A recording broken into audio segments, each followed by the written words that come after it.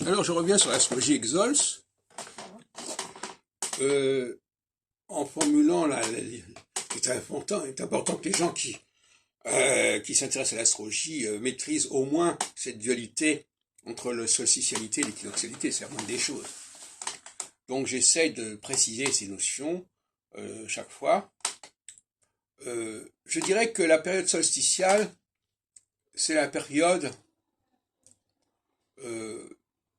du déni, quelque part. Du déni des origines, du déni des différences.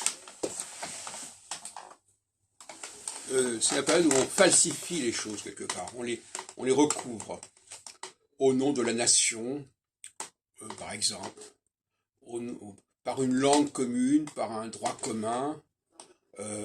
On abolit les différences.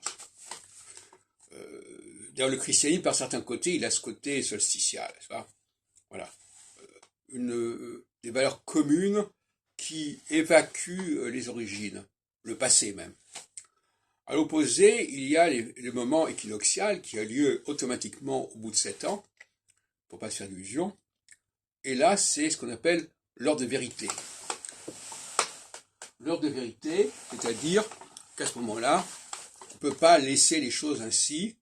On est obligé de reconnaître un certain nombre de différences qui sont essentielles d'ailleurs.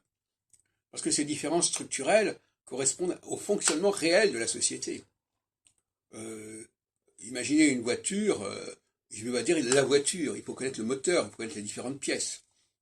Donc si on se contente de conduire la voiture sans comprendre le moteur, ça peut aller à un certain moment, mais à un moment donné, ça ne suffit pas. Mais c'est un peu la même chose. Donc, il faut bien comprendre que l'alternance politique, notamment, passe par là. Mais ce n'est pas une alternance qui doit se faire à l'aveugle. J'entends souvent, par exemple sur BFM TV, etc., des propos qui sont intemporels. Et ça, je trouve ça insupportable. On ne sait pas, on fait semblant de croire qu'on sait à quel moment les choses se font ou se font pas, mais en réalité, on est dans l'empirisme le plus évident. Hein, on bricole comme ça. Non, en réalité, il y a des dates précises qui correspondent astrologiquement au passage de Saturne tous les 7 ans sur un nouvel axe, tantôt sur l'axe équinoxial, tantôt sur l'axe solsticial, etc., et ainsi de suite. Et par conséquent, les dates sont précises. Il faut savoir que, comme par exemple les dates sont précises dans les élections, les gens sont élus pour tant de temps et pas pour plus longtemps que ça. Le problème, c'est que l'alternance n'est pas définie, les gens ne savent pas ce que c'est que cette alternance, ils ne savent pas à quoi ça correspond, ils savent qu'il faut de temps en temps changer, aller de gauche à droite, etc., mais c'est extrêmement vague, voilà où on en est en 2022. C'est assez pitoyable. Et donc, l'astrologie pourrait apporter beaucoup, et notamment nous préparer au changement qui va venir. Un changement qui n'est jamais énorme, puisque c'est un changement pour des périodes de 7 ans.